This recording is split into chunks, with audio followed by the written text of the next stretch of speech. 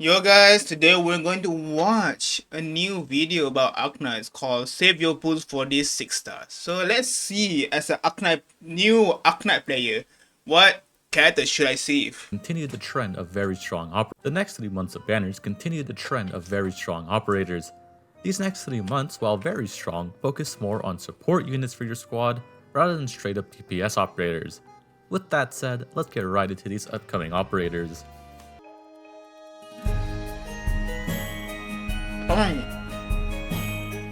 Starting with our non-limited of the triple altar banner. Pramanix altar is our third 6-star phalanx caster, meaning she stands there menacingly off skill and only attacks on skill. Pramanix's first talent, Boundless Snowscape, every 5.5 seconds, a layer of snow will form within her attack range.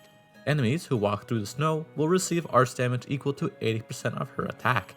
Each layer will reduce enemies' movement speed by 12%, and these layers stack up 5 times. The layers of snow will disappear when an enemy walks through it.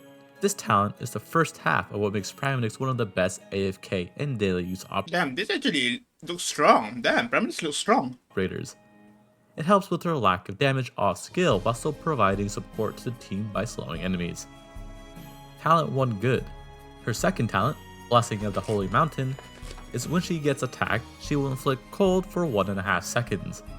The first time she receives lethal damage, she will recover all of her HP and will freeze the user and all enemies within her attack range for 8 seconds. This talent lets you make use of Phalanx Caster's massive bulk off skill if you set her to be the bait, and setting her as bait is a lot less dangerous since she can revive once per deployment. Paired with her brother, this talent becomes even stronger. Pramanix has 2 main playstyles you can use her.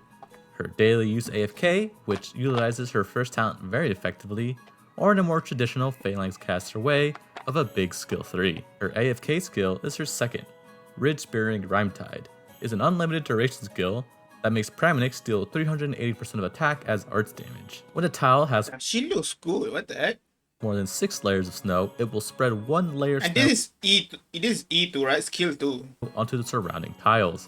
Enemies will receive 20% of attack as arts damage per second, and are inflicted with cold for 5 seconds when exiting the snow layer. When the layers reach 5 on the protection point, it will freeze. This skill can be manually deactivated. This skill makes I'm a freeze character. I don't think I have any of that character.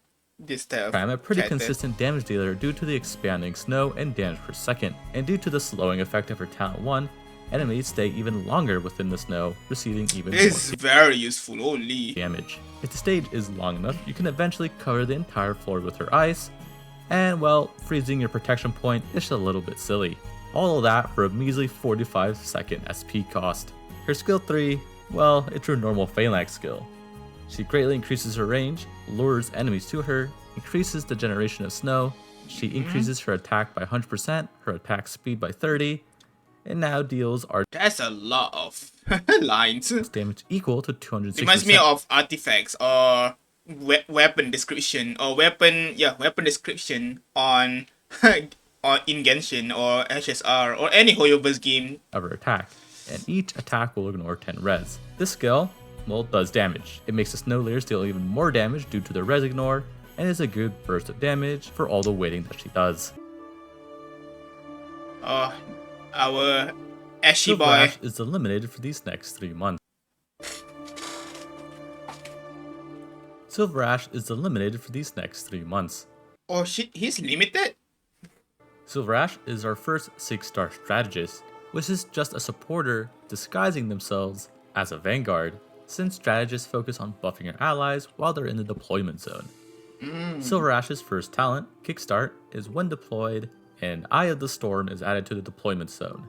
This will rearrange operators by their deployment cost, and operators on the left side of the eye will obtain 4 initial SP, and have the redeployment time reduced by 20%. This talent is a basic buff to operators. Initial SP and reduced redeployment is always a nice thing to have, Yeah, and that's Silver very Ash good. himself will always benefit from the talent. The eye itself has its TP determined by which skill you are using. If it's skill 1, it will cost 16, skill 2 is 14, and skill 3 is 19 DP. Oh my. His second talent is another basic buff, Snowfield Pioneer. When deployed, Yarag operators are immune to freeze and gain 60 defense and Immune to freeze. Interesting. recover 1.5 max HP per second. Effectiveness is doubled after being deployed for 15 seconds. A nice buff to Yarick as a faction, and Pramanix herself uses this to great effect. Just like his sister, Silver Ash has 2 ways you can use him. Let's start with the skill you'll use most of the time, his skill 2. Sharp Defense deals 380% of attack, adds physical damage up to 6 enemies, inflicts cold, and reveals invis for 6 seconds. It reduces the DP cost of operators It reveals invisible. Oh my, I really need this. closest to the eye by 11. Prioritizing This is the because of the ability closest to the Everson by 11. Paralyzing guard, that's the sniper captain. Oh, okay. guards, casters, and sniper operators. Operators on the left side of the eye can trigger the damage effect of this skill upon deployment using their own attack, with a max stack of 2. This is his funny skill that lets you get damage for free while granting you ridiculously low DP cost operators. Each time he uses his skill, operators on the left will get a damage distance, and you can tell by the blue mark. This skill lets you open with very strong operators and lets you consistently proc freeze. Not to mention that these slashes also ignore invisibility and can hit aerial enemies. This skill mostly benefits very high invisibility and can hit aerial enemies. This skill mostly benefits very high damage operators since their skill effect is calculated on their attack. So operators like Opianis or Hoarderer have a great time with this skill. There's also a survivability aspect as well, since if you deploy an operator of 2 stacks, they can stall out a big wave due to the slashes freezing enemies. Of course, the biggest drawback to the skill is in his lack of DP generation. His skill 3 is more for big damage and focusing on deploying your hardest hitting and most expensive unit first. Change is Coming expands his attack range and removes invisibility from enemies within his range. Attacks deal 200% of attack as physical damage and inflict 30% fragile in a straight line.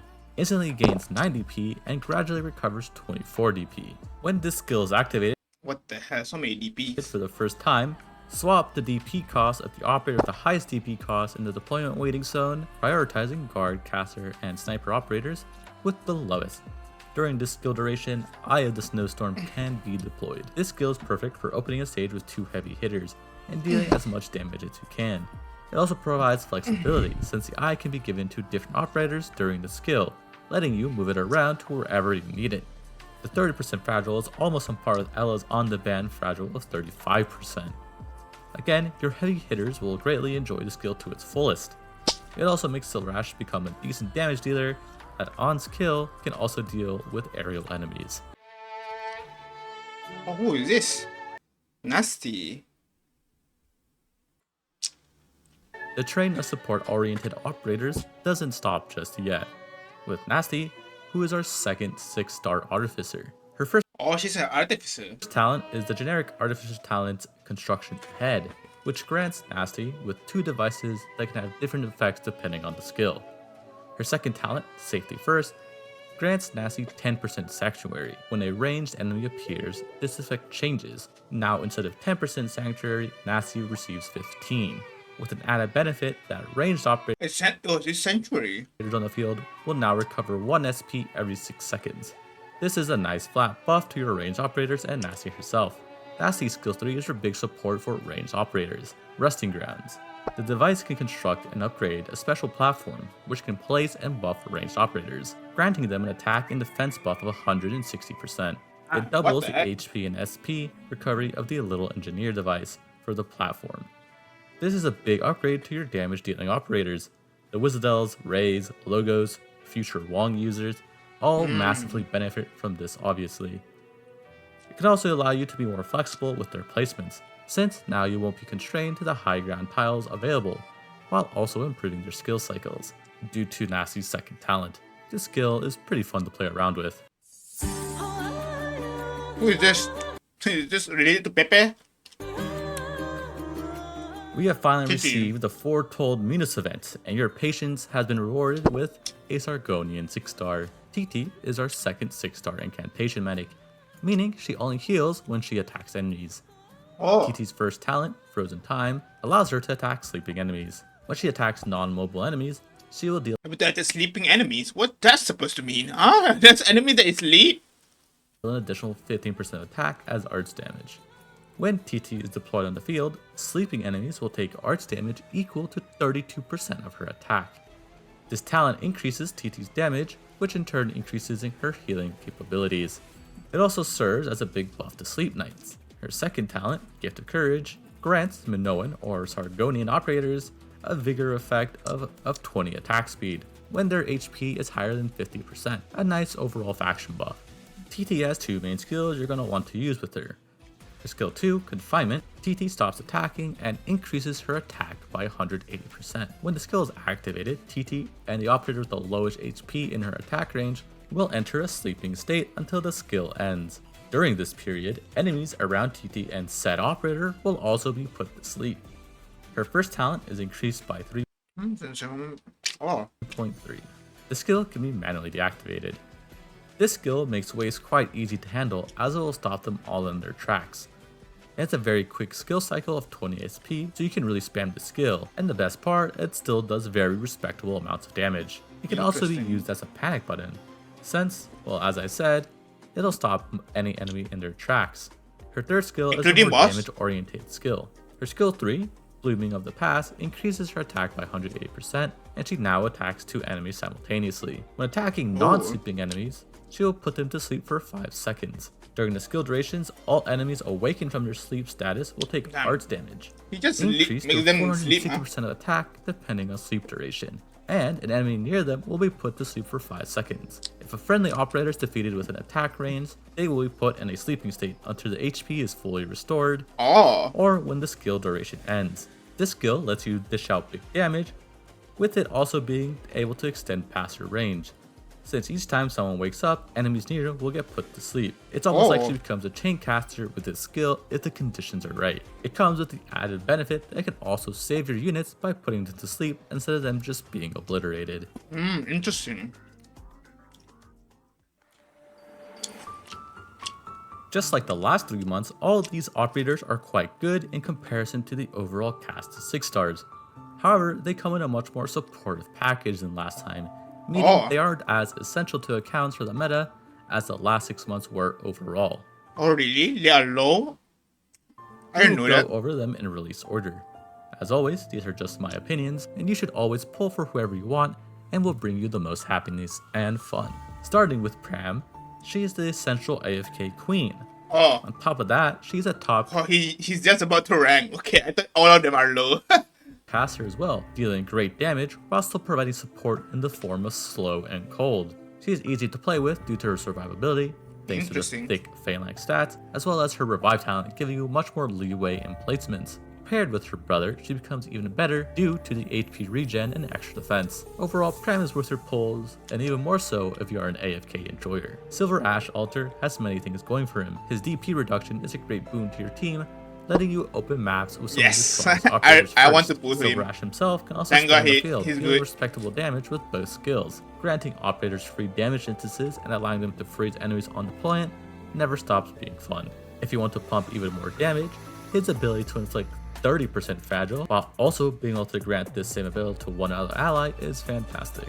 There is of course some drawback, albeit minor, such as his skill 3 somewhat requiring you to sacrifice a team spot to your robot to make best use of the TP switch mechanic, and a single bit of DP. Despite that, he's a worthy rival to Ynez, the Queen of Vanguards. Nasty stocks continue to rise, and despite that, she is hard to recommend to newer players or even intermediate ones. She is fantastic. Is it because she's only buffed like she's a buffer for your characters, right? Like I don't know. I guess she doesn't buff that much to the point that is needed. Yeah, what she does, being able to buff your range operators, and with some of the best damage dealers in the game being ranged, her utility only increases. The ability to create a platform as well is a very fun mechanic and lets you break some stages where high ground tiles are limited. Unfortunately, she does come with a drawback of only being able to create one platform. Overall, Nasty is a fantastic support, unfortunately placed after a high value banner and with a ultra high banner only 2 months later. Titi is a pretty great incantation medic, utilizing sleep to its fullest. She can offer an easy way for players to get into sleep gaming. with quick rotations Damn, she's low. Okay. on her S2 and chain caster-like energy on S3, Titi offers some great skills and gameplay. Well, However, I don't want to similar pull to her. Nasty, she exists before an ultra-high value banner in the form of the CNY banner, featuring Wangzadel and Chen's only altar. Oh. As Oh. always, here's an out-of-context review of the next 6 months of banners. It seems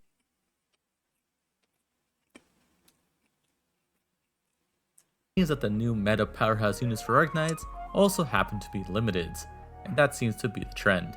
As always, I hope you enjoyed and hope you learned something new. If you did, consider a like and subscribing, as it greatly helps the channel. Interesting. Oh, that's Chen. Oh, Song Wang. Wang is there. I think that's the name. Obviously, I'm probably going to. I'm probably going to pull Silver Ash Altar. I don't know if I want to pull Pramanix or not. Like she does. Like I do need better casters, but I feel like Silver Ash will get rid of a lot of problems, and obviously Chen. I'm doing everything I can to get Chen second altar. Like I really like Chen. Like I've watched the anime. Like I do like her. She's cool. And she's kind of parallels with Amiya in a way. So yeah, my target for now for the limit for character is probably Silver Ash and Chen. I don't know much about the other character, but I at least know Chen and Silver Ash. So yeah, I think that's all from me. Thank you for watching. If you guys enjoyed, please leave a subscribe and please share the play to see more of my content. And yeah, peace out.